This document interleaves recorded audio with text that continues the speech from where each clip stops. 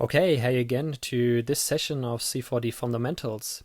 We're going to have another look into modeling this time, and we want to have a look into something which is called Subdivision Surface Modeling. Let's have a quick look though at what we have learned so far. So in the first session we talked a little bit about the parametric modeling using the given objects of Cinema 4D to build something very simple. We then go one step further and had a look into the spline modeling, and we used that to build, or to give us the ability to build a little more detailed non-uniform objects. And last but not least, in the last session we talked about the polygon modeling, had a brief introduction into it, and now in this session we want to complete this part of polygon modeling more or less by talking about the subdivision surface modeling. And with the subdivision surface modeling we can use it to build high detailed and very realistic looking objects.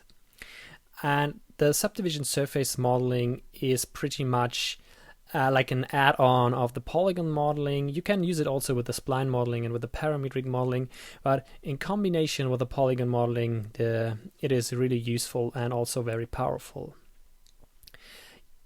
You've seen it right, the complexity and difficulty is still rising here a little bit. So actually the subdivision surface modeling takes a little bit of experience, pretty much like drawing or sketching. You need to build a few objects after you really understand and master it, I think. So, well, let's go into it so that we understand it. So what is subdivision surface modeling used for? So as I said, if you want to build realistic, high detail objects, like for example a car, there's actually no way around the subdivision surface. You have rounded shapes in here, but also hard edges, for example right here or right here, and it's pretty much a combination of different angles or different curves of surfaces. And also in this much simpler object, this radio, you have like here a big radius on that edge, but on the other edge here on the front you have like a hard edge. So when we talk about subdivision surface, we pretty much use it to, well, use the ability of it to make objects with different kind of angles or different kind of edge radians or edge angles.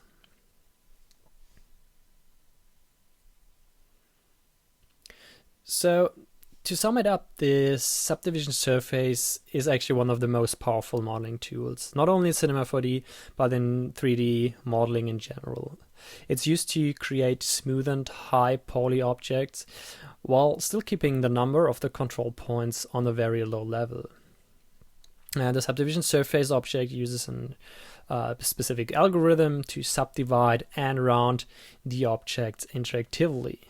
And the algorithm which is used for that is called the Catmull-Clark algorithm. It was invented in 1978, so it's quite old and we still use it today, and maybe a few variations to have something like this. Well, let me show you in Cinema 4D what the subdivision surface actually does by just giving you a very short example. So let's say we have a cube, and then we just add the subdivision surface, and actually by hitting the Alt key on your keyboard you automatically place the subdivision surface as a parent of your selected object. And now you can see we get something like a sphere. Here on the outline you see we still have that kind of cube form, but actually what the subdivision surface object does here is making our cube into a sphere. And you might wonder why it is that way, and we have a look into it just in a sec. Just one important thing though to keep in mind is when you're working with subdivision surface, you can use the Q key on your keyboard to switch the subdivision surface on and off. And it is really important when you model that you come back to the to the initial state of the object, and then just use the activated subdivision surface object to quickly check how your object looks like in the subdivided state.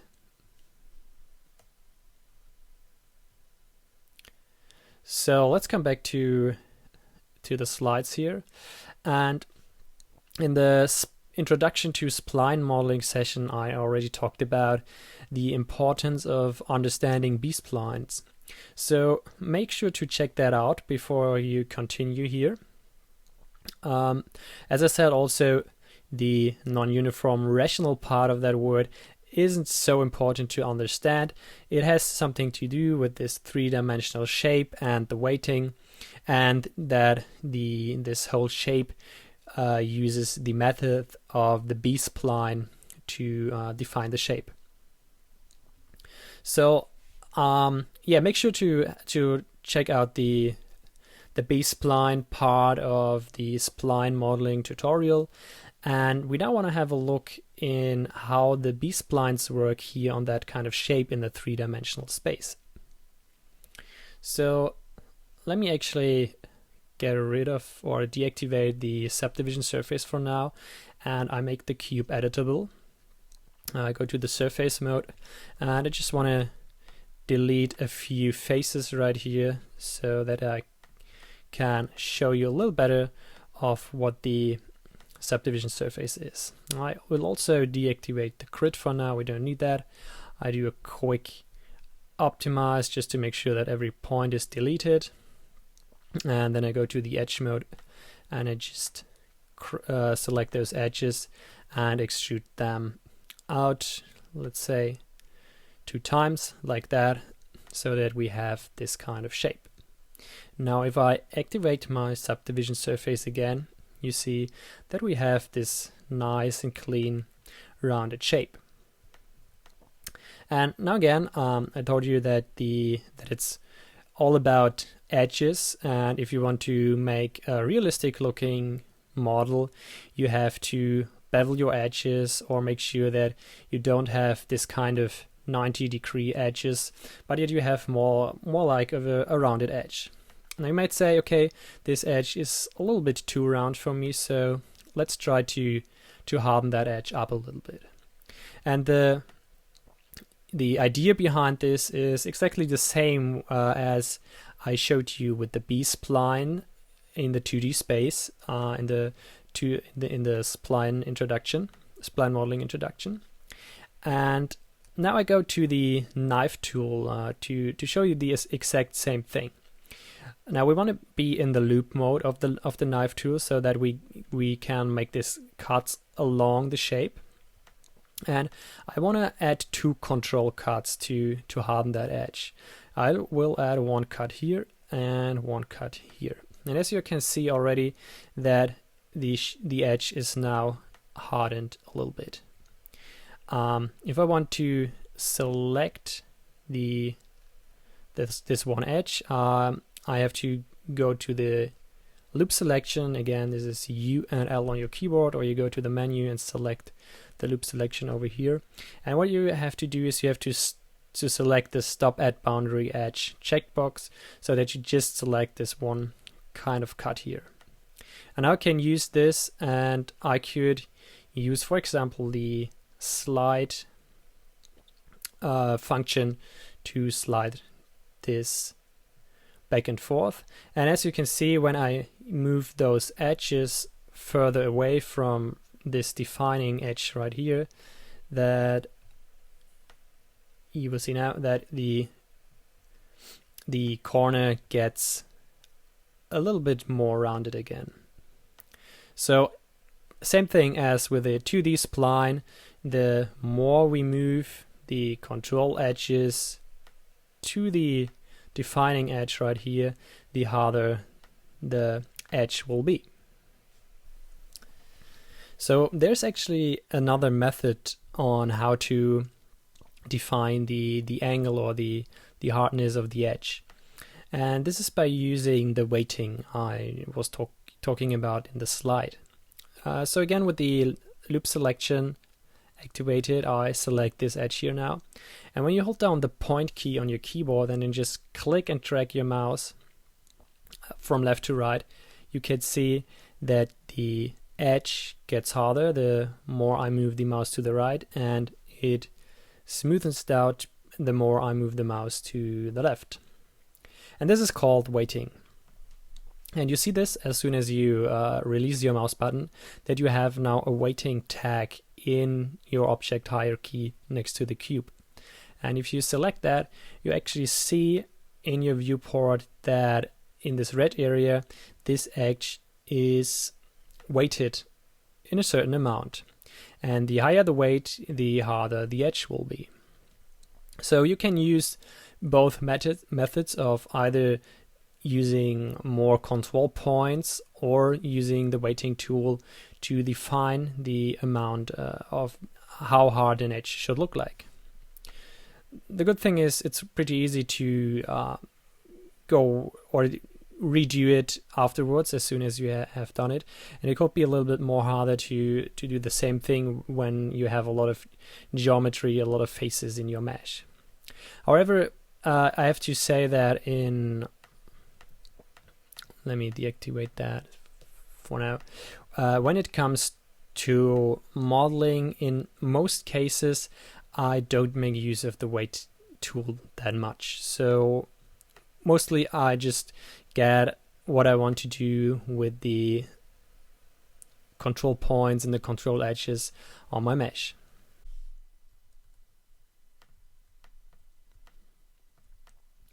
Okay, so another important thing to keep in mind when working with the subdivision surface is to avoid the use of triangles in your mesh. So you see right now that we only have four-sided polygons in here, but I want to show you why triangles are not that good when it comes to the subdivision surface modeling. So I just purposely add a bunch of triangles right here to mess up the geometry of my mesh.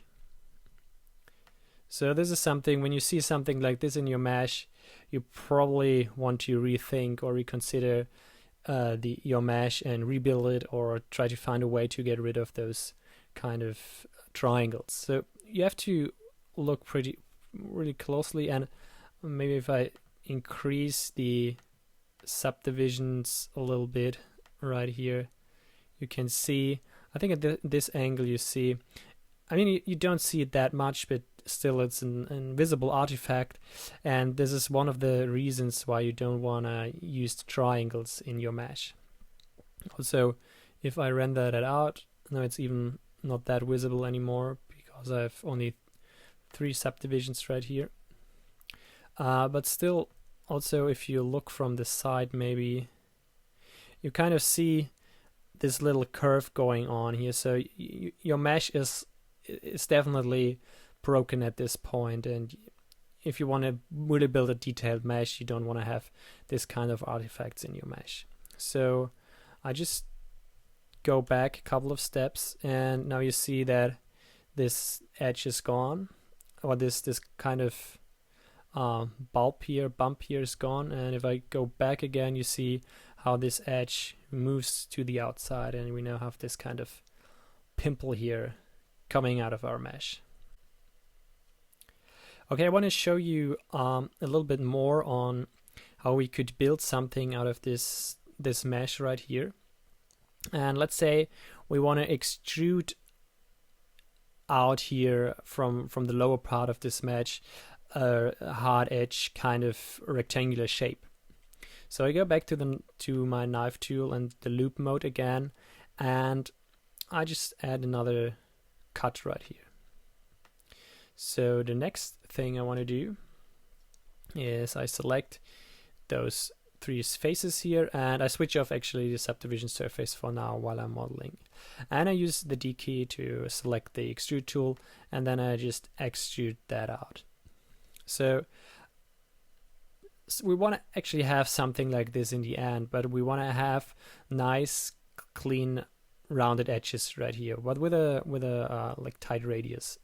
But we want to keep the radius over here, which is nice and smooth. And you can see right now that we kind of get this well, pretty rounded shape coming out of our other shape. And to harden the edges, here again we have to add details to our mesh, and again we will using the knife tool for that. And we actually want to add the detail on every axis right here to get the kind of shape we want. So we start off by using another cut right here as to define this edge over here. So add a cut here, so you can see it's a little bit more hard now, and we also want to do that in the lower part. Now it's not about accuracy right here, it's just to show you the idea, or the idea and theory behind the subdivision surface modeling. Okay, so this looks okay on this edge right now, so we want to add another cut on the extrusion itself actually, so right here. And now you see it kind of takes shape here already on that kind of edge, and we are now left with all the other axes. So we go here, and the idea is actually that if you want to make a loop cut all along your surface, you go to the outer edge of your mesh to get the whole loop. So I can either do that on the top here or on the bottom. Whenever I select and polygon or edge which is in between, the loop will not go through all the mesh. So make sure to go to the outer part of your mesh to add a cut, and I will add it just very closely to the outside right here, and also on the other side like this. So now you see we actually have nice clean edges already here, but only in this Z direction we have this rounding going on. So to get rid of this, we just add another cut right here, and now this actually looks quite okay for now, but there's still one cut missing, and this is when you look from this side, you still can see there's this kind of rounding going on. So we need another cut right here on the Y axis more or less. So I add it here and one on the bottom. So now if I switch back to the object model mode, you see we still have the nice round corner over here, but where we want it to be hard, we have this kind of nice hard edge.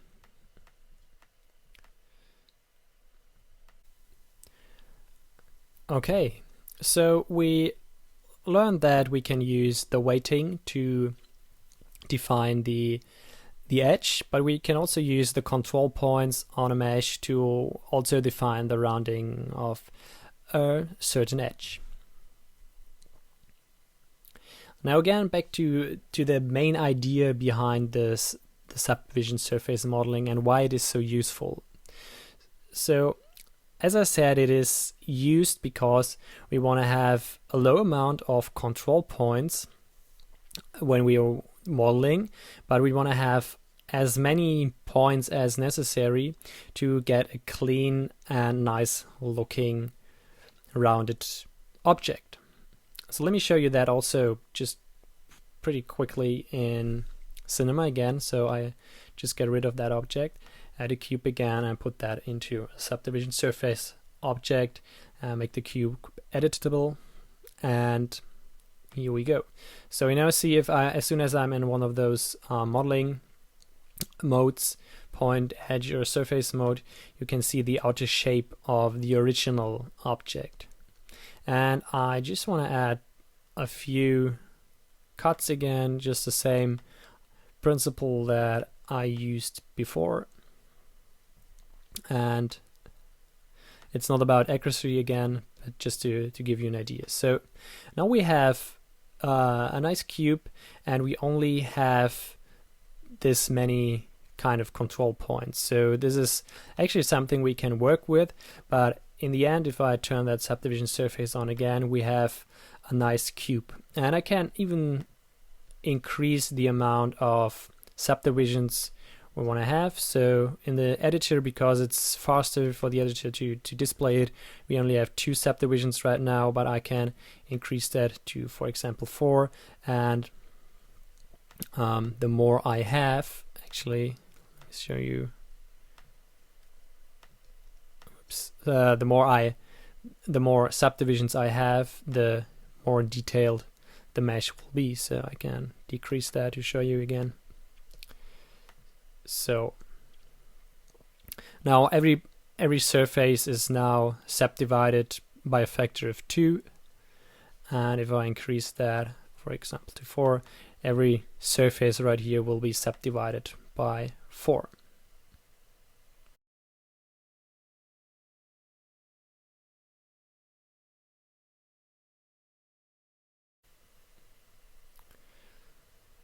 So we get a detailed mesh with a lot of polygons, but still, if we want to adjust something, we only have a few polygons to deal with, and this really is the benefit of working with the subdivision surface object.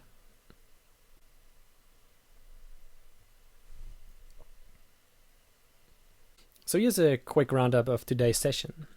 As I said, the subdivision object helps you to create high polygon objects while keeping the number of your control points on your mesh at a very low level. Subdivision modeling is a little complex and also pretty difficult to understand, and it will take a while to learn it. You just have to model a few objects, start simple, and then increase the difficulty over time to learn the different methods. There's actually no way around it when you want to create realistic looking objects. So if you're interested in modeling, then you have to go into the subdivision modeling, definitely. Also, I said that you should try to avoid triangles in your mesh. It will lead to problems.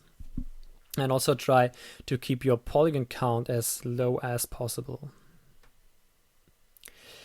The difficulty of the subdivision surface modeling is that you kind of have to think ahead, as sometimes the things can't be undone later. So if we add a lot of cuts into your object and then you move on and add more cuts on a different area or whatever, then at some point you can't go back anymore. And this is why it's important when you do subdivision surface modeling to either use the save incremental function of Cinema 4D or just create backups of your object in your object hierarchy. Okay, let me get back to Cinema 4D at this point quickly, because I want to give you another quick example on how the workflow would be when using the subdivision surface object. So let's say we want to build something like a helmet.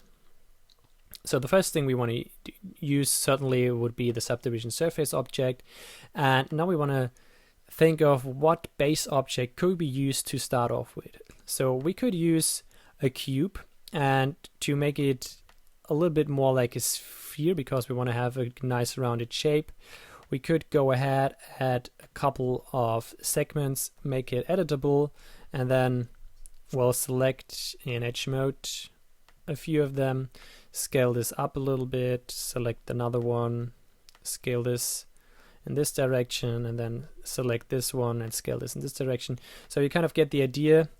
So that would be a nice kind of sphere which we could use. So if I drop that into the subdivision surface object, you see it's not perfect because I didn't pay attention to accuracy right here, but we would get a nice kind of sphere which we could use to build our helmet. But there's a quicker way to do it when we would use the sphere from the start off. But the problem with the sphere right now is that we have already a lot of polygons, and as I mentioned, we only want to have as few polygons as possible.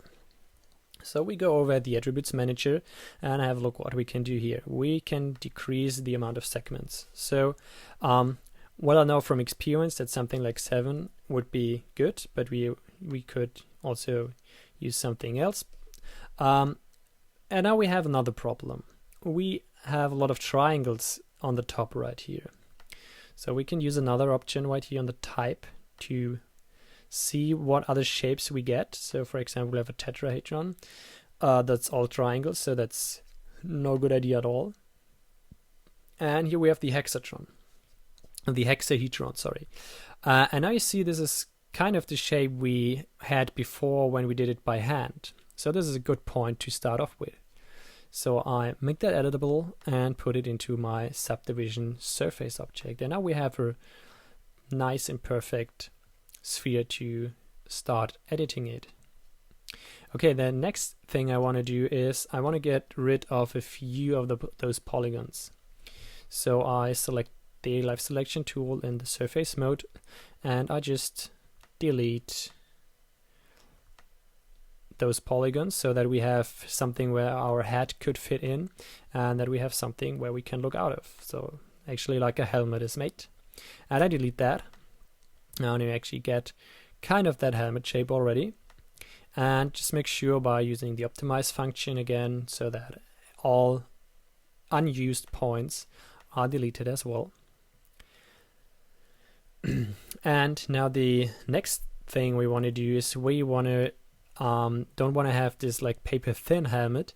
That would be pretty dangerous. We want to add a little bit we want to extrude it a little bit to the outside. So I select everything and I use the extrude, and I want to make sure that the create caps is activated, because actually if I want to extrude it, and you see that we get like this empty inner shape. So create caps is on, and then if I extrude it to the outside, this looks quite good. Now if you have a closer look, you see that our helmet is pretty rounded, so we don't want to have that. So I go back again, and as before with the example, we need a little bit more of details and control points, and we can use this fairly simple in this example. So if I just extrude a little bit and I turn off the subdivision surface for a second, so you see we only have a super tiny extrusion right here, and then I do it again, but this time a little further. Now again, just a tiny extrusion again, and I turn that subdivision surface object back on, and now you see, if I have a closer look, that we have a nice hard edge on the front, but the overall spherical look of our helmet is still looking good. Okay, was just a very quick example of the idea and the workflow behind the subdivision surface. Of course, there's still a lot of work to do, but we'll do another exercise session where we'll go into all the modeling methods in a little bit more detail. So in my everyday work, I actually only have to do modeling on very simple objects, or rarely do any modeling right now. So I'm still also learning a lot in the area of sub-D modeling, and a great tutorial series has been done by Shane Benson over at Vimeo. So if you want to dive deeper into the modeling techniques in sub-D modeling, then you should check out this series definitely. Another great series great tutorial has been done by Grant Warwick on hard surface essentials. It's not he's not doing it in Cinema 4D, but still the techniques he's showing are easily adaptable to Cinema 4D.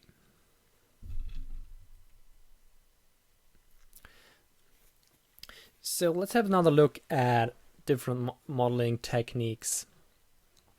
So you can use, for example, the box modeling, where you start off with a simple base object like a box or any other simple geometrical object. Then you use that as a base, and then you go ahead and add detail step by step.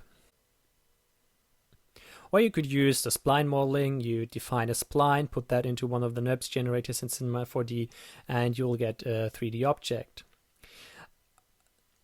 In Cinema 4D, actually, it's not real spline modeling when you compare it to CAD software, for example.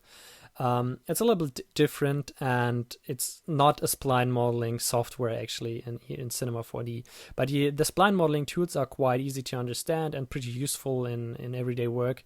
So make sure to check them out. You can also use the point or edge modeling methods, and this is basically you use a 2D template of a car or of a face, for example, and then you just go ahead and add point after point or edge after edge, and transform each point or each edge in your mesh to get the result you want. Also, what you can do in Cinema 4D is sculpting. You will start off with a quite high poly mesh. It can also be subdivided by a subdivision surface, and then you use several tools like knives, brushes, or deformers to deform your object, and it's much likely like modeling with clay in the real world. Now, all of these methods and especially the box modeling and the point modeling and also the spline modeling can be used in combination with the subdivision surface object. And especially when it comes to the box modeling, you will definitely make use of the subdivision surface object. Okay, thank you for this rather short session. I hope you liked it. Make sure to subscribe to this channel if you liked it, and see you in the next session.